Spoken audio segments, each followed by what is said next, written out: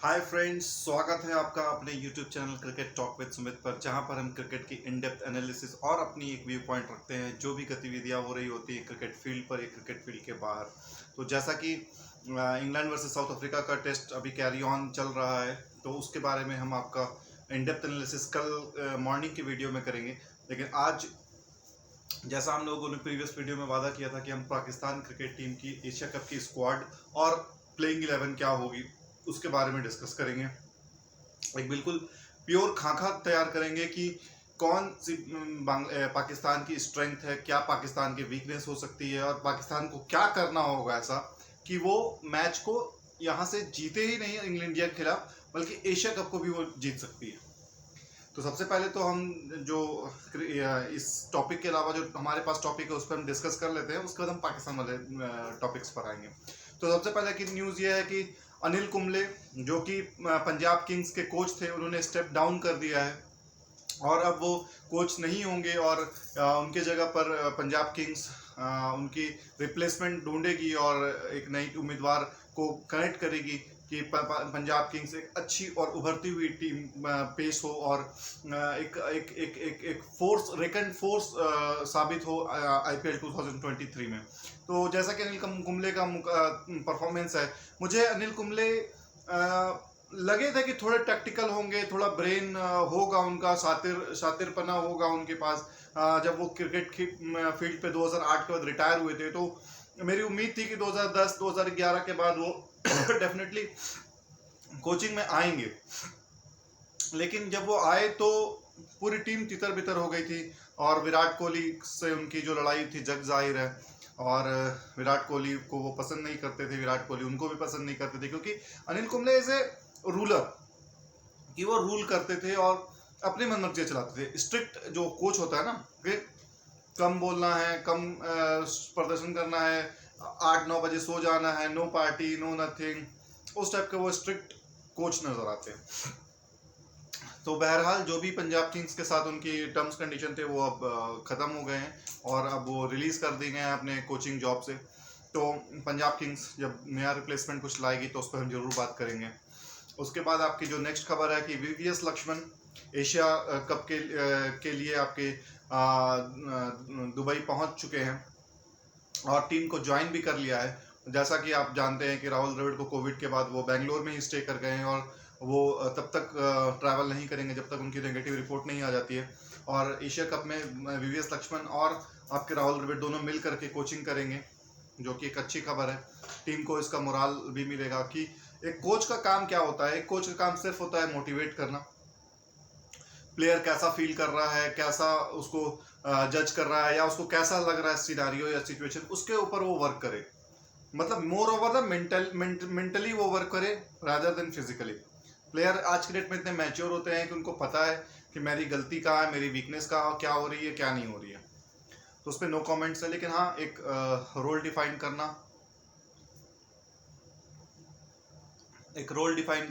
एक plan define करना और उस प्लान को एग्जीक्यूट करना, उस पर स्टिक रहना, वो एक कोच का काम होता है। तो लक्ष्मण वहाँ पहुँच गए हैं। टीम इंडिया उनकी अपने अपने जो स्केड्यूल है और जो प्रैक्टिस सेशन है उस पर अपने जुट गई है। सभी ने बहुत ही अच्छा प्रैक्टिस सेशन किया है। स्काई ने अच्छा पावर हिटिंग किया, विराट कोहली को भी इस नेट में नज़र आया और विराट कोहली ने ज़बरदस्त पावर हिटिंग और आपके स्ट्रोक प्ले का मुजाहरा किया। सभी स्पिनर्स को और अर्शदीप सिंह को भी बॉलिंग करते हुए देखा गया नेट्स पे उनके सामने, और उन्होंने बहुत अच्छा परफॉर्मेंस किया। उसके बाद जो हमारी तीसरी सबसे बड़ी खबर है वो ये है कि पाकिस्तान टीम और इंडिया टीम, मतलब जब नेट सेशन होता था तो मॉर्निंग सेशन पाकिस्तान टीम ने प्रैक्टिस किया था, और जब शाम के 6 बजे इंडियन टीम प्रैक्टिस करने आई तो जब उस समय पाकिस्तान टीम जा रही थी तो उस समय एक बहुत ही अच्छा जेस्चर देखने को नजर आया कि विराट कोहली बाबर आजम से मिले, मोहम्मद यूसुफ से मिले, साइंस आफरीदी से मिले और उनका हालचाल भी लिया कि इंजरी कैसी है, क्या है क्या नहीं है। तो ये एक अच्छा देखने को मिला कि क्रिकेट फील्ड पर हम राइवलरी हैं, क्रिकेट फील्ड के बाहर हम दोस्त हैं, हम एक स्पोर्ट्समैन हैं और एक स्पोर्ट्समैन दूसरे स्पोर्ट्समैन से जब भी मिलता है तो बातें शेयर होती हैं। तो एक अच्छा लगा देख करके, बड़प्पन नज़र आया विराट कोहली में कि वो पीछे घूम करके बाबर आजम से मिलने गए और दोनों में बातें भी हुई होंगी मैचेस को लेकर के, या फिर आपके पर्सनल लाइफ को लेकर के भी डिस्कशन हुआ होगा, क्योंकि कोई इसके बारे में खबर नहीं आई कि दोनों के बीच में क्या डिस्कशन हुआ क्या नहीं हुआ, लेकिन जनरली यही होता है, हाय हेलो और कैसे हैं, क्या है क्या नहीं है, इसी के बारे में चर्चा हुई होगी। ज़्यादा टेक्निकलिटी तो चर्चा नहीं हुई होगी कि कैसे शॉट्स खेलने हैं, कैसे क्या खेलना है। तो ये सारी कुछ बातें हुई होंगी, और ये एक अच्छा जेस्चर है प्रेशर को रिलीज करने का, क्योंकि इंडिया पाकिस्तान का जब भी मैच होता है ना फ्रेंड्स, तो प्रेशर इनॉर्मस होता है। दोनों टीम, कोई भी टीम हारना नहीं चाहती है, क्योंकि ये मेक और ब्रेक का रास्ता होता है। तो जब भी प्रेशर आता है ना, तो या तो आदमी टूट जाता है, या तो फिर मतलब या तो वो टूट जाएगा, या तो फिर वो निखर जाएगा। ये हमेशा रहता है। तो प्रेशर हमेशा आपको जब आए तो ये समझ लीजिए कि अब यहाँ से आपका परिवर्तन ही होना है। या तो आप यहाँ से उभर कर निकलोगे, या तो आप टूट कर बिखर जाओगे। तो जैसा कि ये प्रैक्टिस सेशन के दौरान ये देखने को मिला कि दोनों के बीच में अच्छी बातचीत हुई, मोहम्मद यूसुफ से अच्छी बातचीत हुई विराट कोहली की। तो ये सारी बातें होती रहती हैं हमेशा क्रिकेट फील्ड में, क्योंकि इंडिया पाकिस्तान जनरली ज़्यादा खेलते नहीं है, तो कभी कभार मुलाकात होती है, और मुलाकात होती है तो फिर बातचीत भी होती है। और हमेशा देखिए कि विराट कोहली के साथ ही, अगर मतलब और भी प्लेयर्स मिले होंगे, लेकिन लाइमलाइट में विराट कोहली आए, क्योंकि विराट भाई जो ऑरा है, जो स्ट्रेचर है, वो कोई भी मैच नहीं कर सकता आज के डेट में। वो अलग ही लीग का प्लेयर है। तो उसके जैसा लोग बनना चाह रहे हैं आज। जो विराट कोहली भले 2-3 साल से अच्छा नहीं खेल रहा है, लेकिन फिर भी लोग उसी के जैसे बनना चाहते हैं, क्योंकि बॉस जब वो अपने प्राइम पे था, अपने पीक पे था ना, तो आसपास किसी को भटकने नहीं देता था। क्या फैब 4, क्या फैब 5 और 6, 7 जो भी कर लीजिए आप, कोई भी नहीं था उसके उसके आसपास। स्पेशली 2013 से लेकर के 2018-19 तक, ये 6 साल में उसने किसी को भी भटकने नहीं दिया अपने आसपास, और एक राजा की तरह क्रिकेट खेला उसने। एक गुड स्टूडेंट की तरह खेला, मतलब जहां पे सिर झुकाना था वहां सिर झुकाया। देखिए, जब आपके पास पावर होती है ना, तो पावर जब होती है तो आपको उस समय कौन चढ़ कर खेल रहा है वो ज्यादा जरूरी नहीं है। पावर होने के बाद भी आप सामान्य रूप से रह कर खेल रहे हैं वो ज्यादा जरूरी है। जैसा कि मैं आपको एग्जांपल देता हूं, MS धोनी इतने पावरफुल, इतने स्ट्रांग प्लेयर हैं कि वो किसी भी फर्स्ट बॉल से हिट कर सकता था।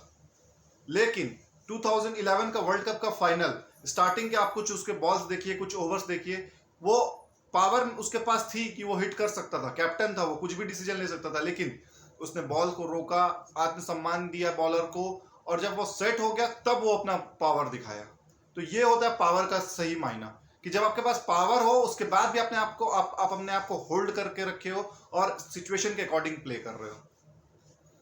तो ये चीज को मैं हमेशा सभी लोगों से बोलता हूं कि अननेसेसरी पावर का आप वो शो ना करें कि मैं ये हूं, मैं वो हूं। जैसा कि पाकिस्तान टीम में चढ़ा दिया गया है बहुत सारे लोगों को कि आप वर्ल्ड क्लास हो, आप बहुत बेहतरीन बॉलर हो, आप ये बहुत ही बेहतरीन बैट्समैन हो, आपके जैसा बैट्समैन अभी तक पैदा नहीं हुआ, और ये नहीं हुआ, वो नहीं हुआ। ये सब यार, आप ये सब चीज करो, लेकिन आपको ये देखना होगा कि बॉस वो उससे उभरे या उससे और अच्छा बने। वो अननेसेसरी प्रेशर डाल करके कि भाई हर इनिंग में जब आज तो वो रन मार रहा है तो चलो ठीक है, लेकिन जिस दिन भी वो बैट फॉर्म में जाएगा तो लोग इंतजार कर रहे हैं कि उसके लिए कुछ ना कुछ बोलने के लिए। तो अब बहरहाल हम अब अपने मेन मुद्दे पर आते हैं कि पाकिस्तान की जो एशिया कप की स्क्वाड है उस पर हम डिस्कस कर लें। तो पहला जो हम 15 जो प्लेयर्स है पाकिस्तान के, हम उस पर डिस्कस करते हैं। उसके बाद हम डिस्कस करते हैं कि उनके प्लेइंग 11 क्या हो सकते हैं बेस्ट। तो कप्तान साहब आपके बाबर आजम, उसके बाद आपके मोहम्मद रिजवान है, उसके बाद आपका फ़कर जमान है, और उसके बाद आपके पास हैदर अली है, उसके बाद आपके पास आसिफ अली है, उसके बाद आपके पास इफ्तिकार अहमद है, उसके बाद आपका शहदाब खान है, मोहम्मद नवाज़ है, नसीम शाह है, और आपके शहनवाज दानी हैं, हारिश रौफ हैं, और आपके पास खुशदिल शाह हैं, और उसके बाद आपके पास शाहीन आफरीदी थे, लेकिन वो इंजर्ड की वजह से बाहर हो गए, और अब हसनैन है, मोहम्मद वसीम है, और उस्मान कादिर है। तो ये आपकी टोटल टीम स्ट्रेंथ है।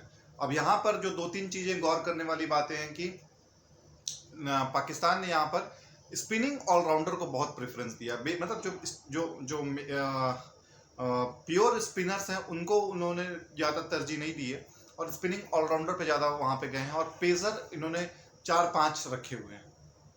इससे यह पता चलता है कि पेस अटैक पे ही वो चाहेंगे। तो अब हम आते हैं कि पाकिस्तान की जो प्लेइंग 11 होगी वो क्या होगी। बाबर आजम, मोहम्मद रिजवान आपके ओपनर्स होंगे। फकर जमान आपके 3rd नंबर पे होंगे। 4th नंबर पर मुझे जो लगता है कि हैदर अली को आना चाहिए। He is a specialist, he can bat according to situation. Hitter नहीं है वो, मतलब हिट कर सकते हैं लेकिन सिर्फ हिटर नहीं है वो। तो नंबर 4 पे हैदर अली होंगे। नंबर 5 पे आपके आसिफ अली होंगे। नंबर 6 पे आपके इफ्तिकार को मैं प्रिफर करूंगा ओवर खुशदिल शाह। नंबर 6 तो इफ्तिकार हो गए। नंबर 7 पे शहदाब खान होंगे। नंबर 8 पे मैं मोहम्मद नवाज को देखना चाहूंगा कि वो स्पिनिंग ऑलराउंडर है, स्पिन भी कर सकते हैं और बॉलिंग बैटिंग दोनों उनकी अच्छी है। नंबर 9 पे नसीम शाह को देखना चाहूंगा। नंबर 10 पे यहाँ पे मैं शहनवाज दहानी को देखना चाहूंगा और नंबर 11 पे आपके हारिस रऊफ होंगे। अब यहाँ पे डिबेटेबल क्या है कि शहनवाज दहानी को खिलाया जाए या फिर आपके हसनैन को लिया जाए या मोहम्मद वसीम को लिया जाए।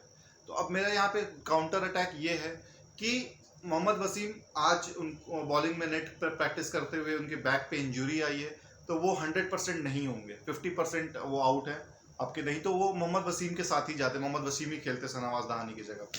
लेकिन अब वो इंजर्ड हो चुके हैं, तो शहनवाज दहानी के साथ जाना चाहिए। मोहम्मद हसनैन को मैं यहाँ पे पिक नहीं करूंगा क्योंकि वो स्ट्रेट डाउन द टीम में, अब मतलब एक तो प्लेइंग 11 में थे नहीं और आए और स्ट्रेट उनको खिला देंगे तो फिर वो जाती होगी जो ऑलरेडी 15 के स्क्वाड में है, तो इससे रिफ्ट भी तैयार होता है। लेकिन अगर हसनैन नेट्स पे अच्छी बॉलिंग कर रहे हैं तो फिर दहानी को हटा करके हसनैन को लाया जा सकता है। लेकिन अगर मेरी राय माने तो मैं शहनवाज दहानी के साथ जाऊंगा क्योंकि वो ऑलरेडी टीम के साथ 10-15 दिन के साथ से ऑलरेडी हैं, तो वो टीम का मोराल, टीम का जो आउटफिट है या टीम की जो डिस्कशन होता होगा टीम मीटिंग में, उनका सभी का पार्ट होंगे और उनको उनके जहन में ये चीज़ आ गया होगा कि टीम की क्या रिक्वायरमेंट है।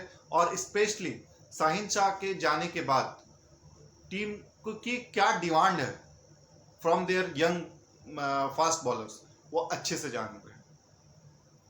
हसनैन अभी चेकिंग से वापस आए हैं, चेकिंग का आरोप था उनके ऊपर, तो वो उस तरीके से रिदम में है कि नहीं है वो देखने लायक बात होगी।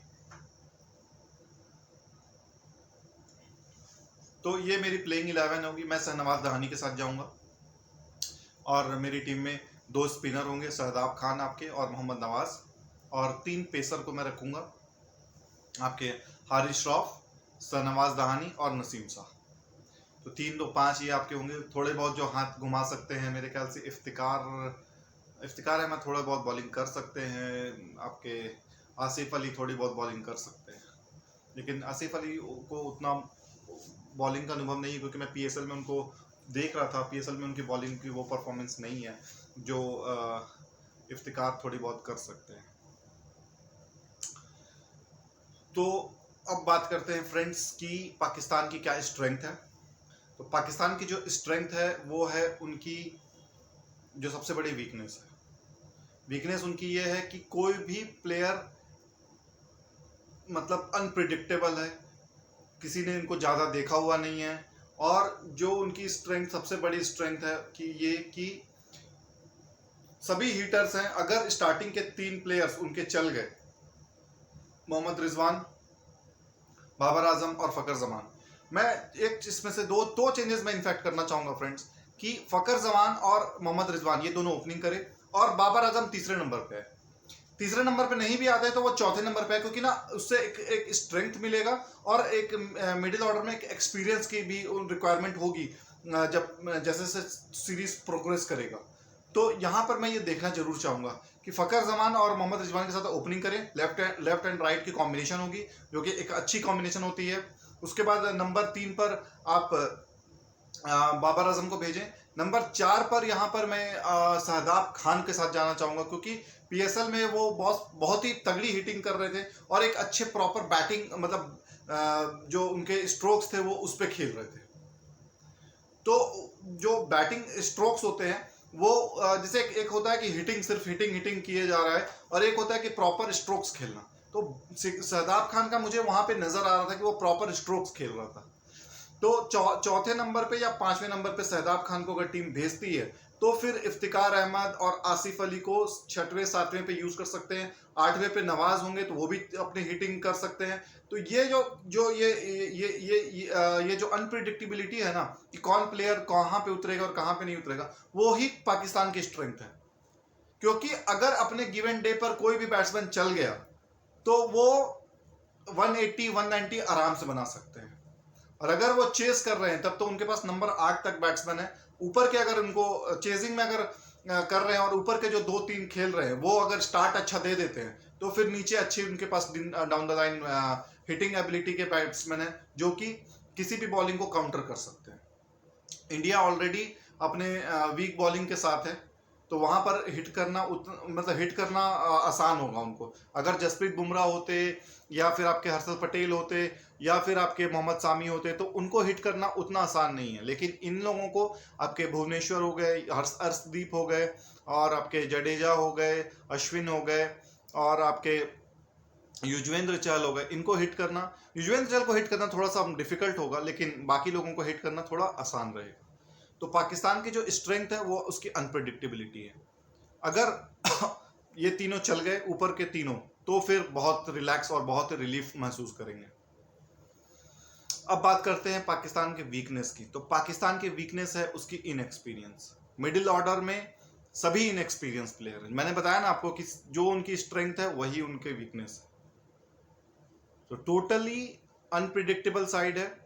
अपने गिवन डे पे किसी को भी वो हरा सकते हैं। इंडियन टीम अगर मतलब उस दिन पर जो भी प्रेशर को अच्छे से हैंडल करेगा, क्योंकि इंडिया पाकिस्तान में बहुत ज़्यादा प्रेशर होता है। एक एडवांटेज पाकिस्तान के साथ ये भी है कि उस पर अननेसेसरीली प्रेशर नहीं है, क्योंकि रोहित शर्मा को लाया ही इसीलिए गया था कि वो कोई बड़ी टूर्नामेंट, कोई चैंपियंस ट्रॉफी या फिर कोई आईसीसी की जो इवेंट है उसको जिताए।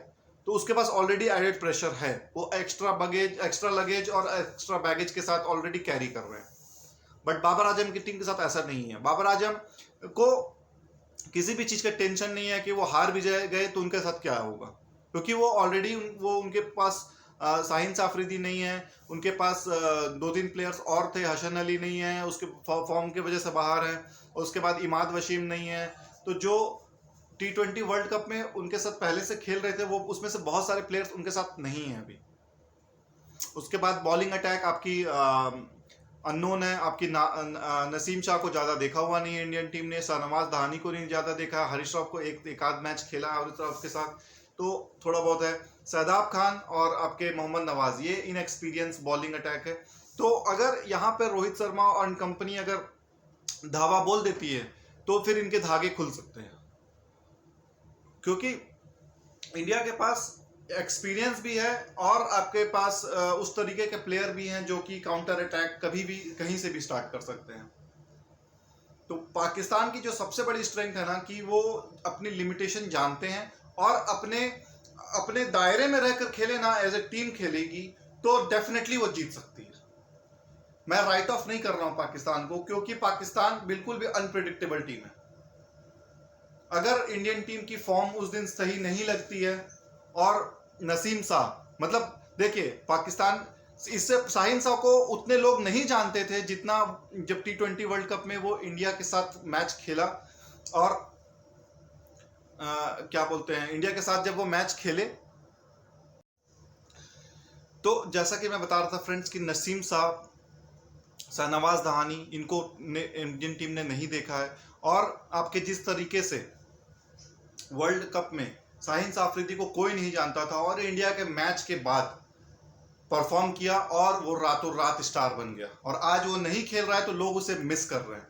तो आप समझ सकते हैं कि कितना, अगर इंडिया के खिलाफ आप परफॉर्मेंस अच्छी दे देते हैं तो फिर आपके पास स्टार बनने का सबसे सुनहरा मौका होता है और यहाँ से ही आपकी राइजिंग शुरू होगी।